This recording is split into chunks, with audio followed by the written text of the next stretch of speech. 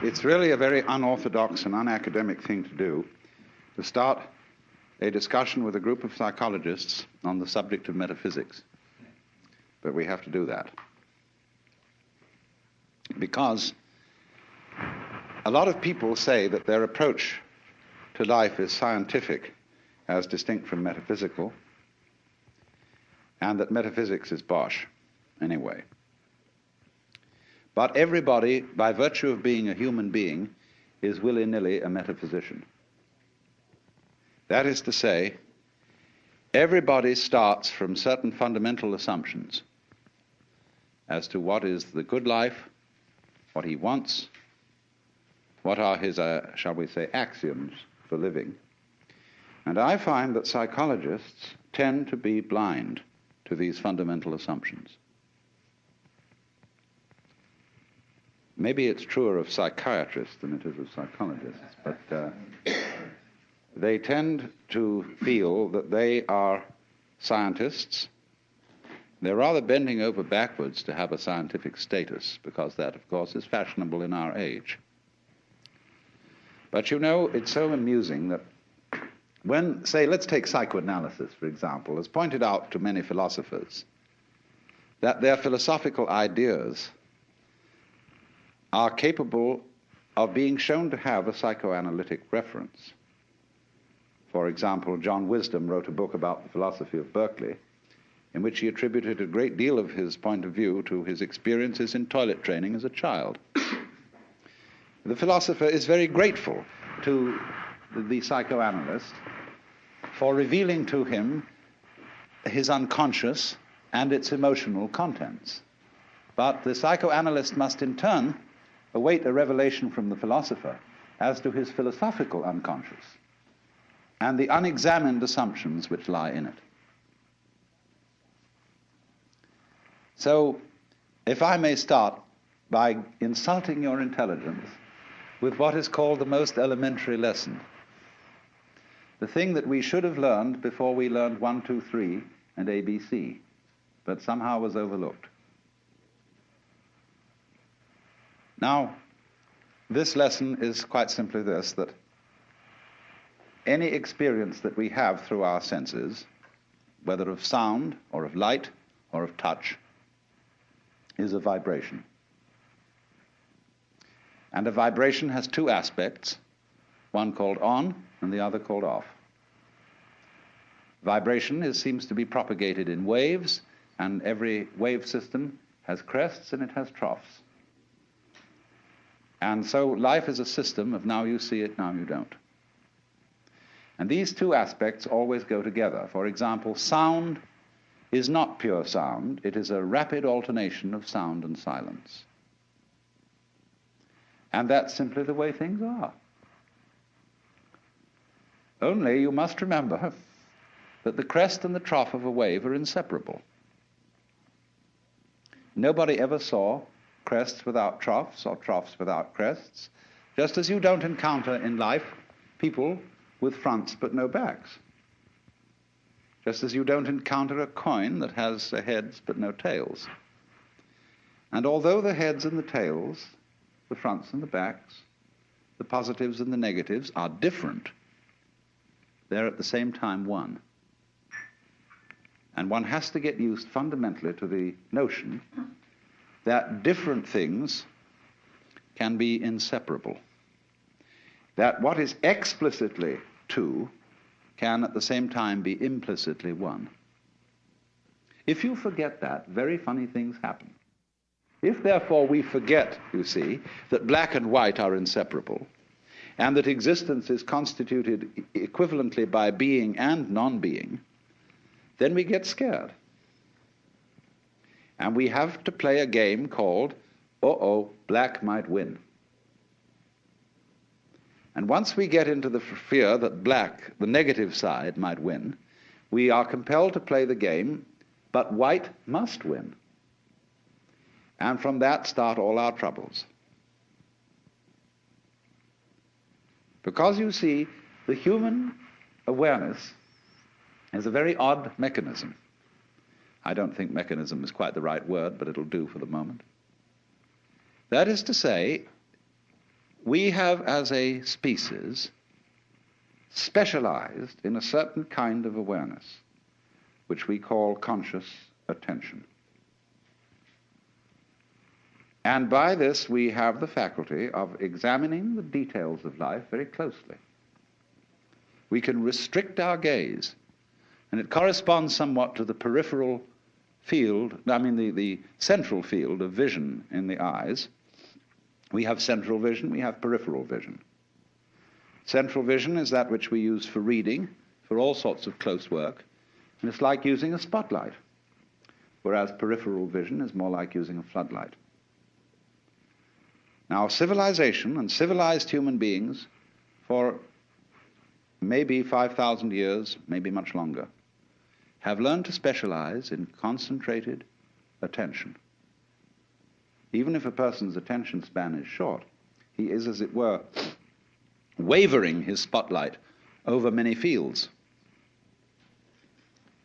The price which we pay for specialization in conscious attention is ignorance of everything outside its field. I would rather say ignorance than ignorance,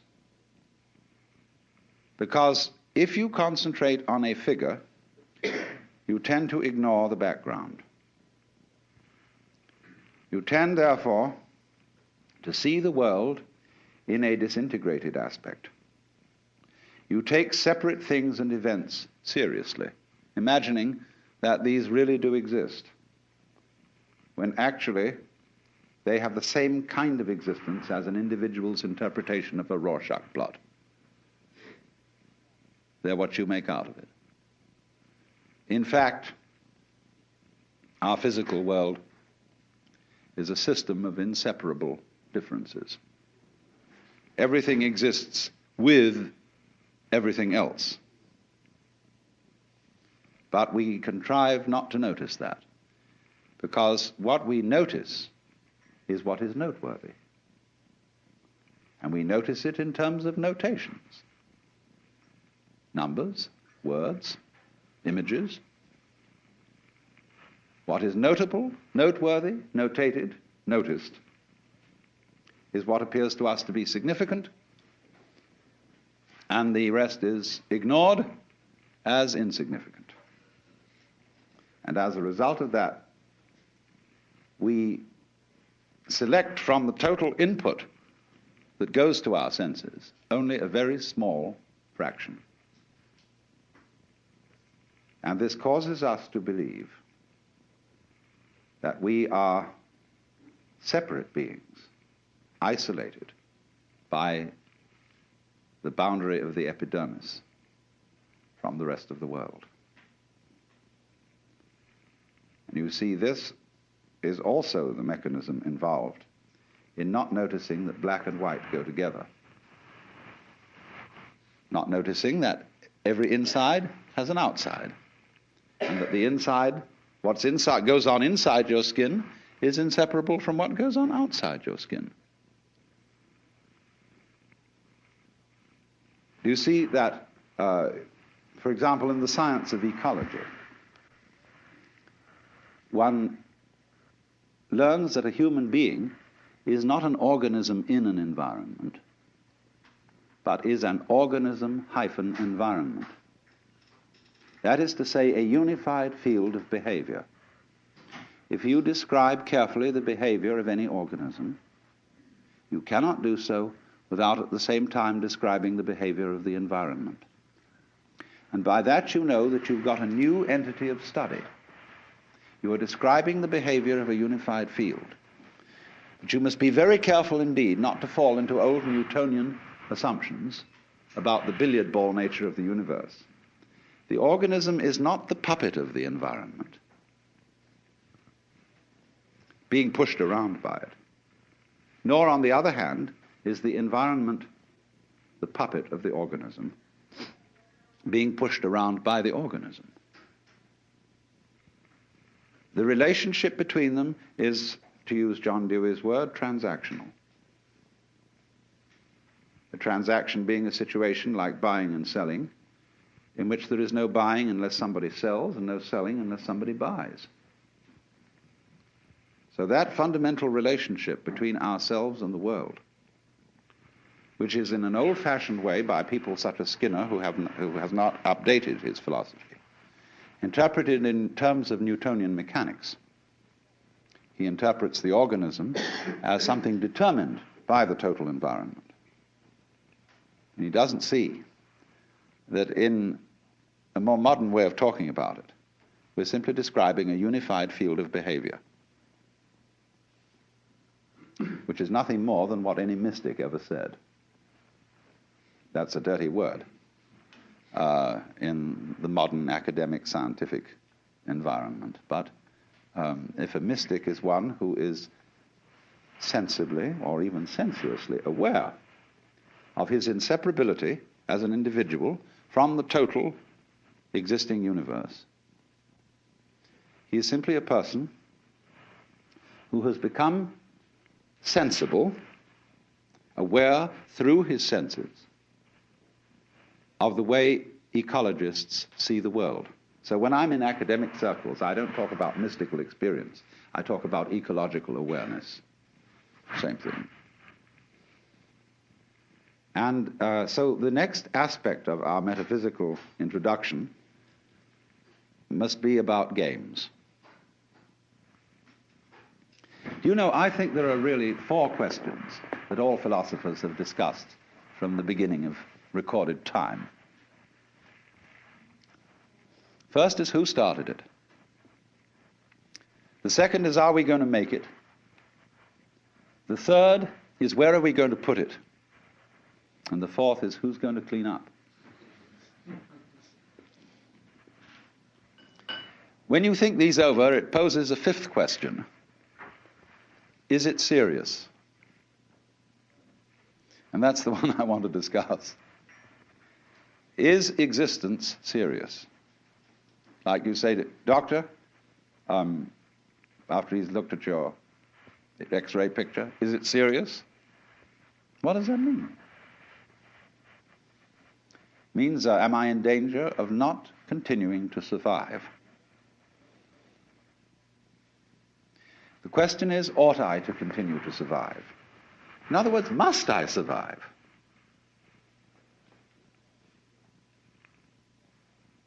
If life is serious, then of course I must survive. If it is not serious, it really doesn't matter whether I do or I don't.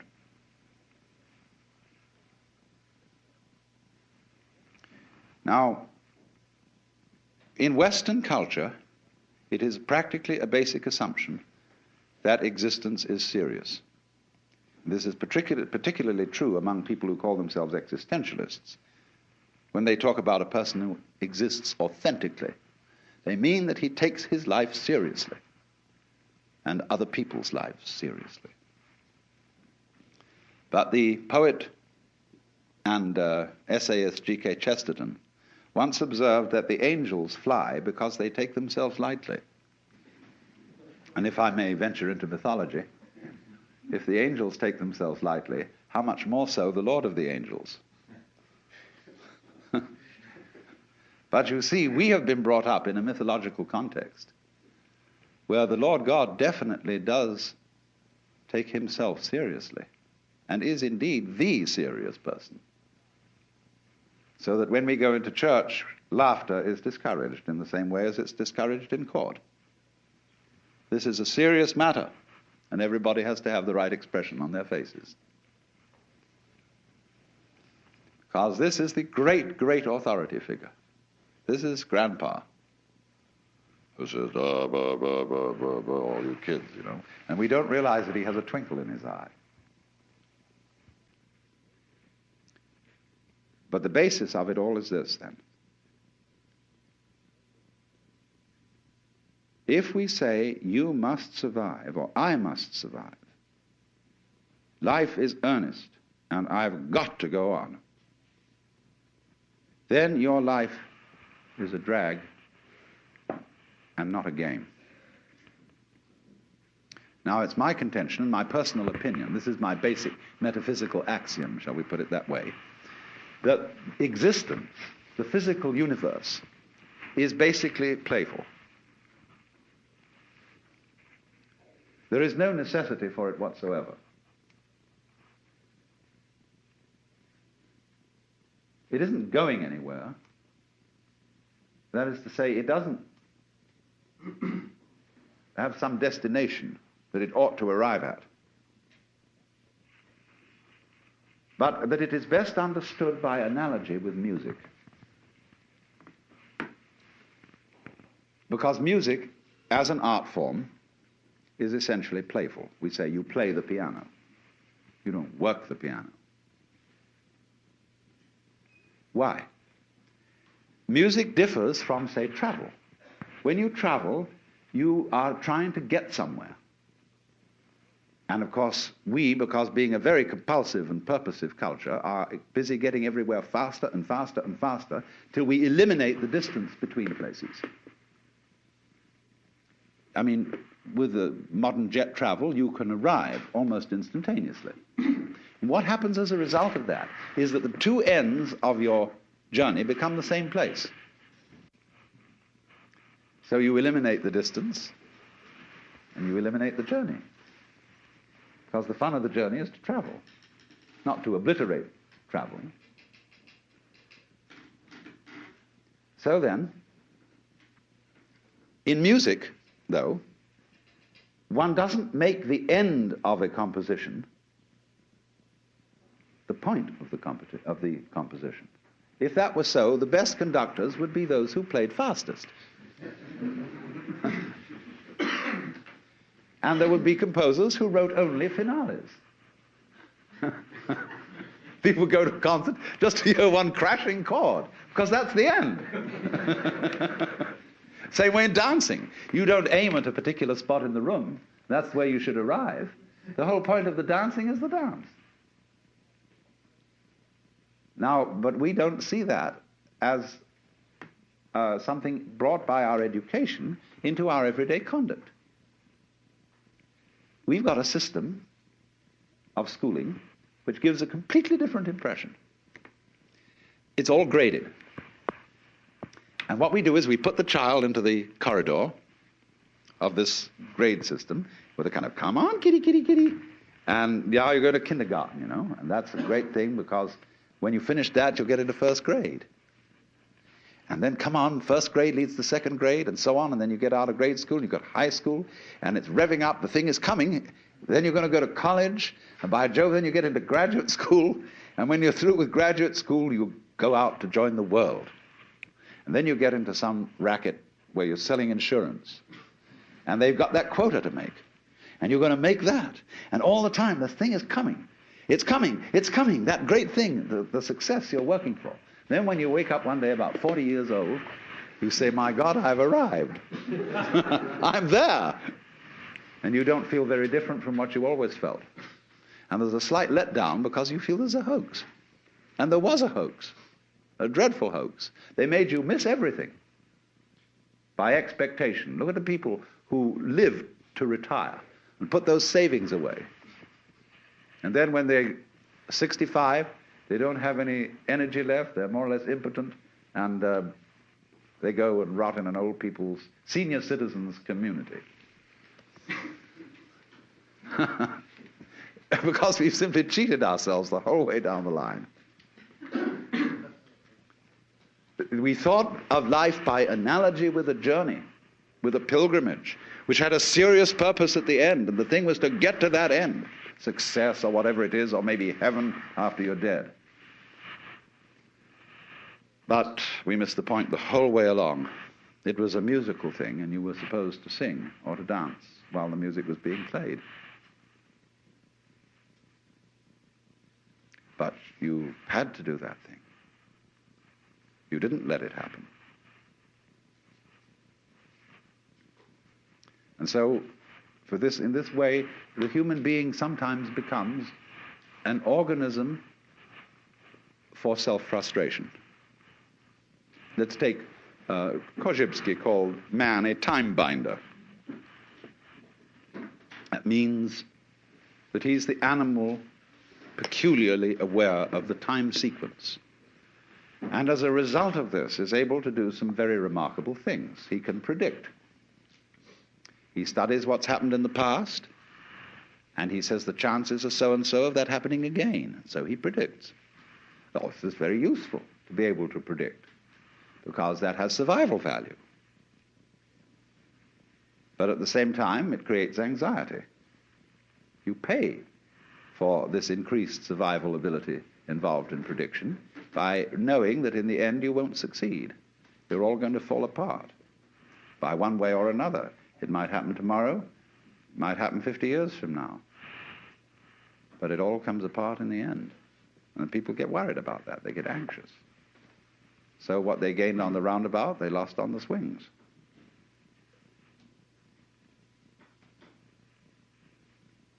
So then, if you see, on the other hand, that existence, this is, as I said, my basic metaphysical assumption, which I won't conceal from you, that existence is musical in nature. That is to say that it is not serious. It is the play of all kinds of patterns. We can look upon different creatures as we look at different games, as we look at chess, checkers, backgammon, tennis. There's the tree game, the beetle game, the grass game. Or you can look at them as you look at different styles of music, mazurkas, waltzes, sonata, etc., all down the line. There are all these different things doing their stuff. And they're going to-do, to-do, to-do, to-do, to hoo-de, do-de-do, you know, in different rhythms. And we're doing that.